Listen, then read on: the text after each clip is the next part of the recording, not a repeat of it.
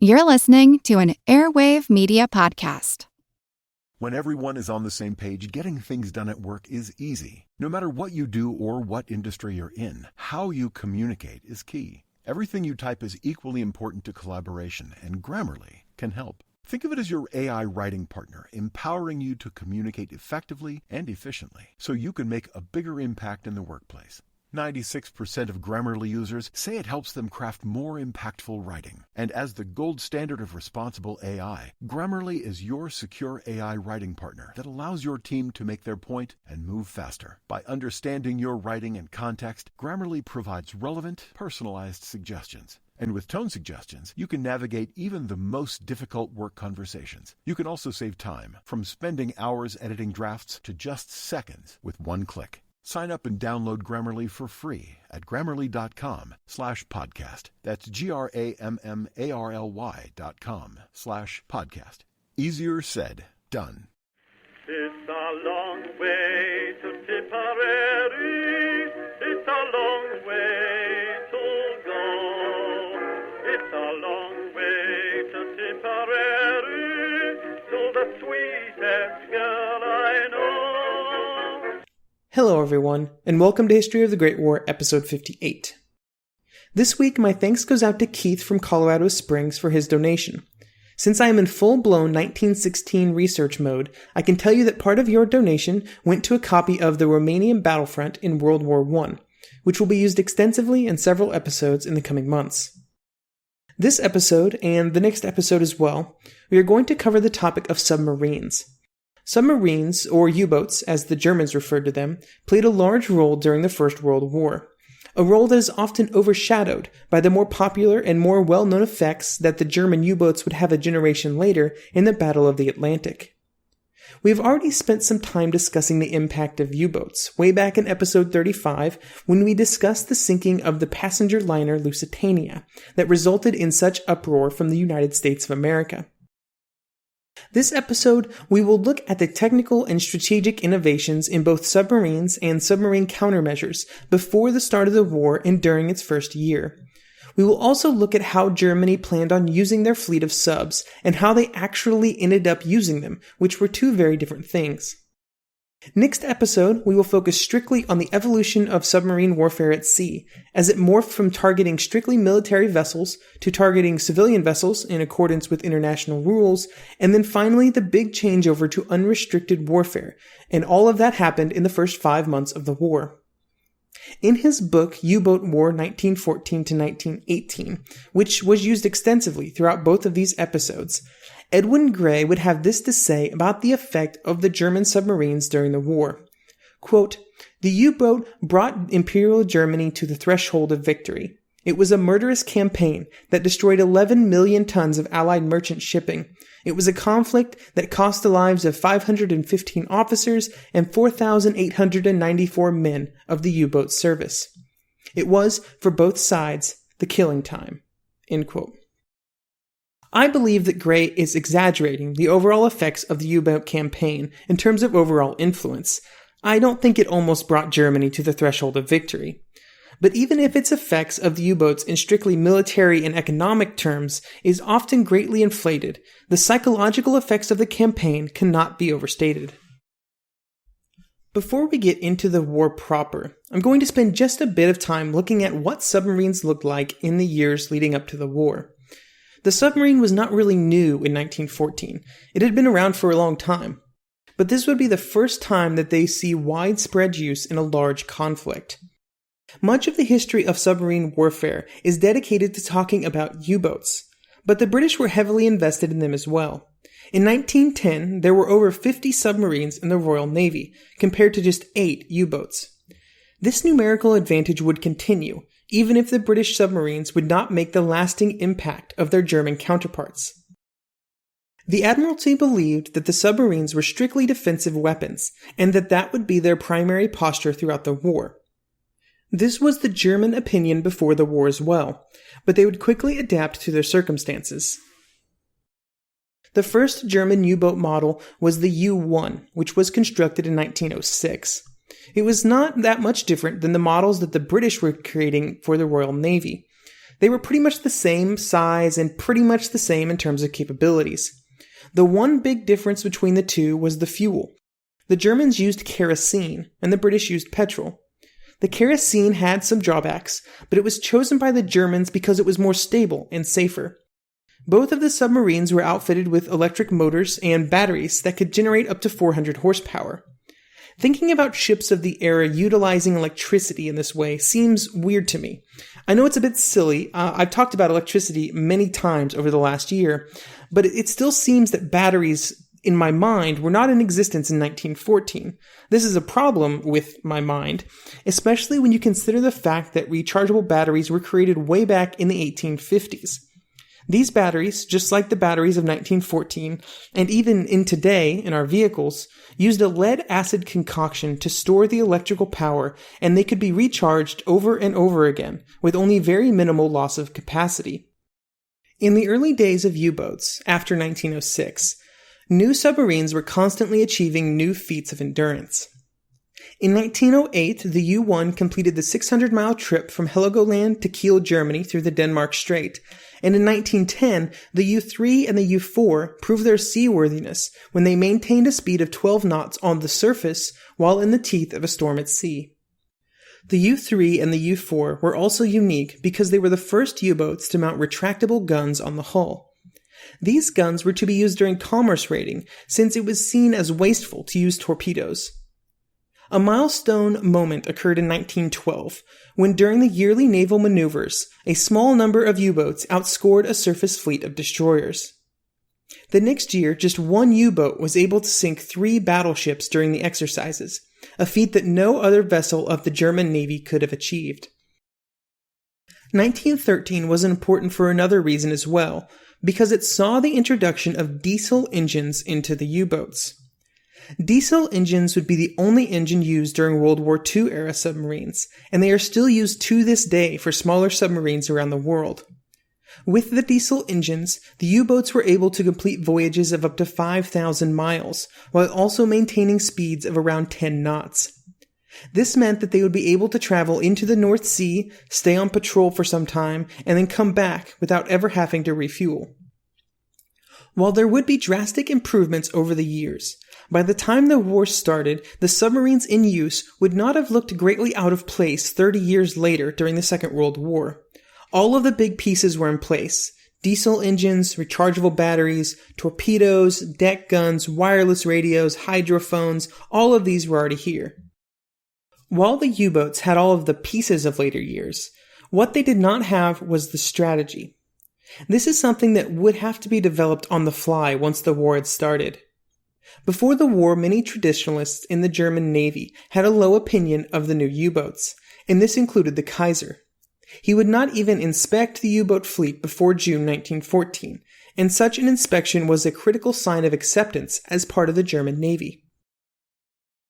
Once the war started, the U-boats would have to prove their effectiveness, and they would do so early and often.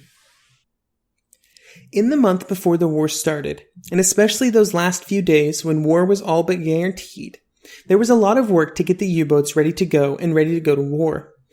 Johann Spiess, who served as first officer aboard the U-9, would say this of these final preparations. Quote, "The practice and maneuvers of the U-boats now increased to feverish intensity. The dark shadow of war was drawing ever closer, ready to engulf us, and we could not tell how soon those mimic battle operations of diving and torpedoing might become the real thing. A surprise attack by the British fleet was expected hourly." End quote. As with other industries, U-boat production was drastically increased when war was declared, and this increase in submarine numbers also included new and better technologies to go along with it. This meant that the new boats were slightly larger and could travel further.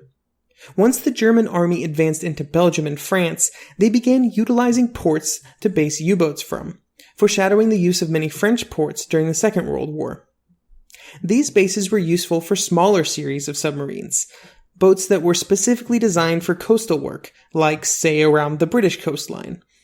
They were just under 100 feet long, and they had just 2 torpedo tubes to use, but they were stealthy and deadly enough for their job.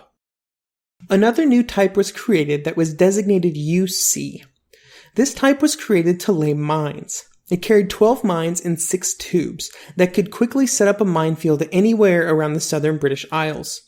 You may remember the problems that the Royal Navy had with minefields laid down by submarines during the Gallipoli campaign, and in the seas around Europe, they were just as much of a problem. When the war started, the larger U-boats were tasked with probing out into the North Sea to learn where the British blockade was set up, what ships were being used for it, and how strong they were. As the U-boats moved further and further out into the North Sea, and eventually into the Atlantic, they began to run into a serious problem: patrol times. To reach distant patrol areas, it could mean up to a week of travel time, one way. When they could only be out of port for about 3 weeks, this was a serious problem. With just a week on patrol per U-boat, and only about 20 U-boats active during the first months of the war, and given the necessary downtime for repairs and resupply, there could only be a few U-boats on patrol at the same time. While this was acceptable in 1914, when the primary targets of the U-boats were Royal Navy ships, when the goal would shift to blockade, it would be a serious problem. The bases in Belgium helped by cutting several days off of the transit time, but it was a problem that the Germans never fully solved. The British, though, would take the Belgian bases as a grave threat and would attempt to damage them through an air raid on January the 23rd. This would not be the last raid on the ports, not even close, and they would grow in both size and frequency. On February the 12th, 34 aircraft would be used. On February the 16th, 48, and it just went up from there. While the air raids were large undertakings by the British, they were not the only way they were seeking to eliminate the U-boat threat. And World War I would see some of the first large-scale work on effective submarine countermeasures. In his book To End All Wars, Adam Hochschild would say this about the problem that the U-boats posed for the Royal Navy. Quote, "The mighty guns of the behemoth dreadnoughts that Britain had invested so many billions in building, and their tens of thousands of sailors, were useless against the real naval threat from Germany, which turned out to be a weapon that neither side had previously paid much attention to, the submarine." End quote. Submarines were a whole new type of challenge for the Royal Navy to deal with, and nobody had any experience trying to counter them on a large scale. Even recent wars, and ones that were primarily fought at sea like the Russo-Japanese War, happened too early for submarines to make a real impact. There was also a fundamental misunderstanding on all sides on just how impactful submarines would be. The British had more than enough submarines themselves that if they had put their minds to it before the war, they could have developed a method of defeating them. The greatest navy in the world, full of smart people, just never really considered what they would do when submarines started hunting down warships and merchantmen on a large scale in the open ocean. Once the war started, they were forced to start at square one, and all kinds of things started showing up on the drawing boards of the Admiralty offices. Depth charges were still in the future, but the first attempts involved nets, mines, deck guns, and maybe the oldest military tactic in the book, good old-fashioned ramming. The use of nets, often hauled by fishing trawlers, was a tactic that was used quite often early in the war, often in the English Channel, where there was a bottleneck. It was not the most effective method, but it did manage to capture at least one U-boat that got tangled up in the netting and had to surface.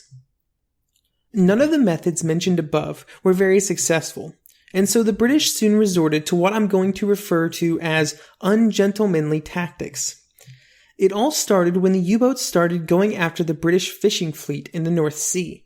They used completely legal prize rules, and the attacks resulted in very few civilian casualties. The British decided to take advantage of the situation by taking 2 fishing ships and replacing the civilian crews with highly trained Navy sailors. The fishing trawlers were then outfitted with the ability to tow a British submarine behind them, so that when the U-boat surfaced to capture the ships and spare the crew, the submarine would be cut loose and would move into the attack. Another variation of this tactic did away with the complicated towing setup, and instead just mounted a bunch of hidden deck guns on the fake fishing ships. When the U-boat would surface to capture the ships, the British would simply open fire, using the rules of the seas against the Germans.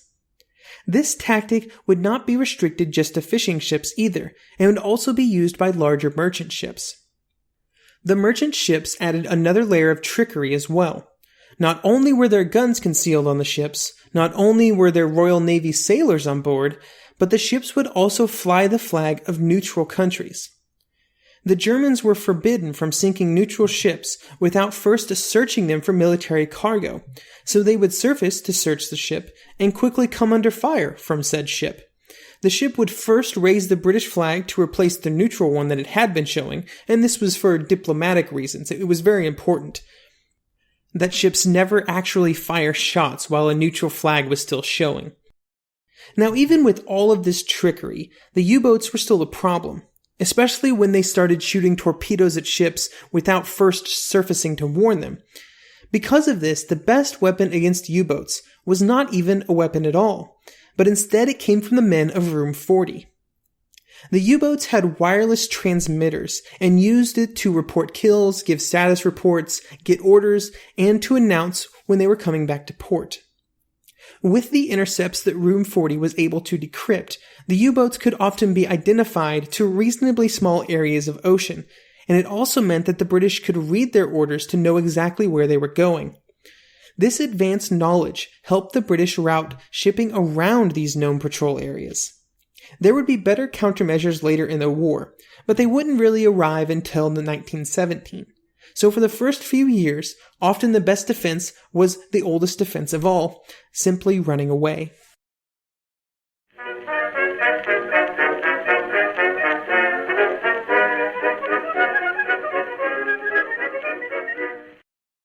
The one truth about human history is that change is inevitable. But the one thing that has never changed is that humans need food to survive. There are many ways to get that food, but one of the easiest ones is Factor. Factor delivers ready-to-eat meals right to your door. All you have to do is heat them up and dig in. In 2 minutes, you can be eating tasty keto or vegan options, or any of their 35 options that they have available every week. So you can choose maybe the cheesy garden herb chicken, maybe the Santa Fe green chili beef skillet, or perhaps the Caribbean spiced tofu. It is all delicious, and if you have a bit of a sweet tooth, Factor still has you covered with a wide range of snack and smoothie options. Chocolate mocha cheesecake, snickerdoodle macaroons. Any of that sound good? And don't worry, even the tasty stuff is dietitian approved. Head over to factormeals.com/GW50 and use code GW50 to get 50% off. That's code GW50 at factormeals.com/GW50 to get 50% off. When everyone is on the same page, getting things done is easy. Make a bigger impact at work with Grammarly. Grammarly is your secure AI writing partner that enables your team to make their point and move faster. You can even save time by going from spending hours editing drafts to just seconds. Join the 96% of Grammarly users that say it helps them craft more impactful writing. Sign up and download Grammarly for free at Grammarly.com/podcast. That's Grammarly.com/podcast. Easier said, done.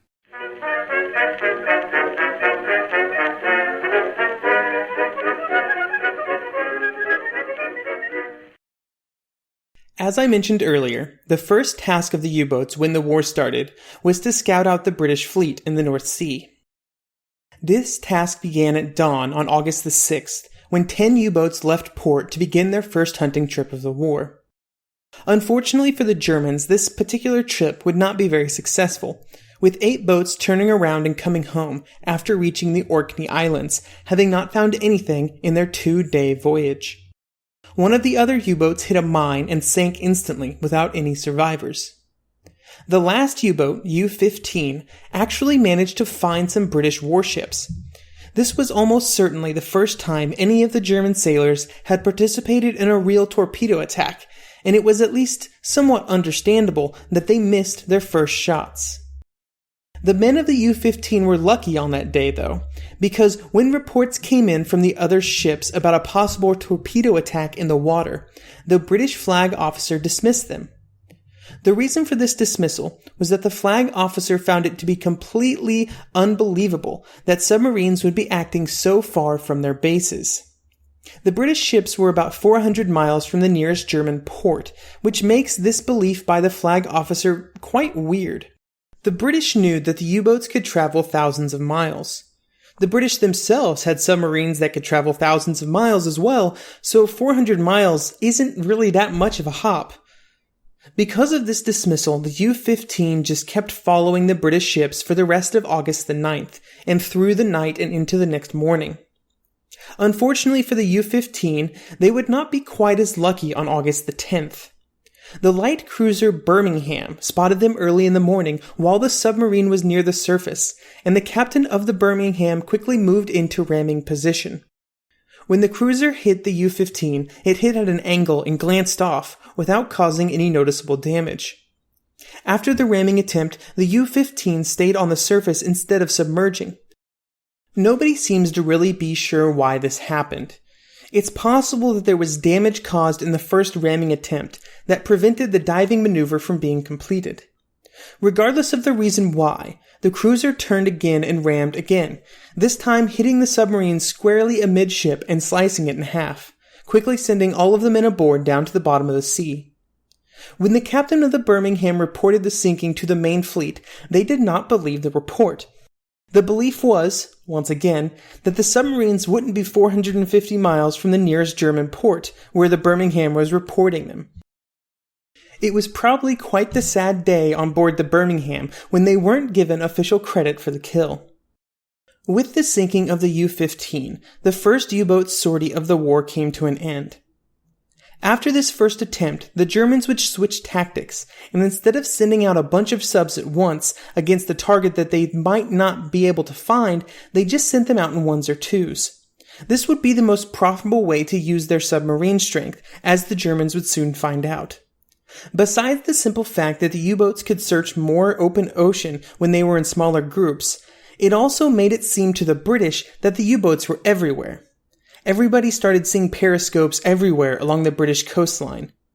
They were causing U-boat fever, and this psychological effect was almost more impactful than the torpedoes in the tubes. The British fleet would waste a lot of time investigating these sightings. They were obligated to, and most of them were not even real. Almost a month later, on September the 3rd, the imagined threat of the U-boat started to become a very real threat for the Royal Navy. It was on this day that the U-21 sat recharging its batteries when the British light cruiser, the Pathfinder, was spotted. The U-21 submerged and began to stalk the ship. It was not long before the U-21 was in firing position, and exactly one torpedo was fired at the Pathfinder. The torpedo would run true, and it would hit the Pathfinder just behind the bridge. This may not have been enough to sink the ship, except that it ignited the magazine, which caused a huge explosion. It took only 4 minutes for the cruiser to sink, with only 259 survivors able to abandon the ship in time. The sinking of the Pathfinder was the first real success for the U-boats during the war. It was not long before U-boat captains started to become national heroes, similar to air aces would be several years later. And the first real U-boat hero of the war began his legacy when Otto Wendigen, the captain of the U-9, approached 3 armored cruisers in the North Sea. Wendigen shot all 6 of the torpedoes that he had in his tubes and was able to sink all 3 cruisers for a grand total of 36,000 tons put under the sea. When he got back to port, Wendigen would receive the Iron Cross, first and second class, and all of the seamen aboard the U-9 would receive the Iron Cross second class. After the 3 armored cruisers were sunk by Wendigen, the Royal Navy started taking everything way more seriously. The British had poured a lot of time and money into those ships, and they were all gone in the blink of an eye, and this would cause all of the British admirals and captains to be far more cautious, some might say too cautious, about the submarine threat. This overcautiousness was seen in the early retreat from the British ships at the Battle of Dogger Bank that we talked about several episodes ago. The U-boats, on the other hand, were emboldened by the successes of the U-9 and the U-21 and would continue to improve their abilities at finding and sinking British ships. The threat to the Royal Navy, both real and imagined, became so great that it caused Admiral Jellicoe, the commander of the Grand Fleet, to move all of his ships from the normal base at Scapa Flow to bases in Northern Ireland, due to the fact that the British had completely neglected to erect any form of anti-submarine defenses at Scapa Flow, which has always been planned as their primary fleet base. So if you think about it, 20 small U-boats had caused the most powerful fleet in the world that the world had ever seen to retreat from its primary base, which was one hell of an accomplishment. Even with this small victory achieved, the war was dragging into October and November, and it was becoming apparent that the German army wasn't going to win the war in 1914. And in the minds of the German Navy, they began to wonder how the U-boats may be put to better use. Maybe they could find ships that were even easier prey than the Royal Navy warships. Next episode will be full of that discussion. But before we get there, I just wanted to discuss a quick aside about submarine action in the Mediterranean. The Mediterranean was never going to be the primary theater for the submarine war, but there was actually quite a bit of action and some interesting events that occurred in the area. The British would focus almost all of their anti-submarine efforts in the waters around the home islands, and until the very end of the war, this would put very little emphasis on hunting down U-boats in the Mediterranean Sea. It was also a safer hunting ground for the U-boats because there was very little neutral shipping moving through the sea, so when unrestricted warfare did begin, the Med proved to be very uncontroversial hunting grounds, unlike the North Sea and the Atlantic. These two facts meant that the U-boats in the Mediterranean went on a hunting frenzy for most of the war, and many of Germany's highest-scoring U-boat captains were based there. Another fact that I found interesting was what happened when Italy entered the war. Italy declared war on Austria-Hungary in 1915, but not Germany. They wouldn't declare war on Germany until 1916, but the Germans wanted to base U-boats out of Austrian ports to help hunt down Italian shipping. To accomplish this, while still remaining technically out of the fighting, they would register U-boats sent to Austria in the Austrian Navy, with all of the paperwork done completely officially. However, the U-boats would keep their entire German crew, including their German captain, with the addition of a single crewman, an Austrian, to act as the captain in case it was required. So in all official documents and communications, the U-boats were treated as Austrian under the command of their Austrian captain, even though they were not. And in some cases, this really throws off historical statistics on who sunk what during the war. Unless the researcher is paying attention, it's easy to misattribute kills. I just thought that these two facts were interesting, and this seemed like the time to share them, since I doubt they will find their way into another episode for a while. So thanks for listening, and I'll talk to you next episode. Goodbye, Piccadilly.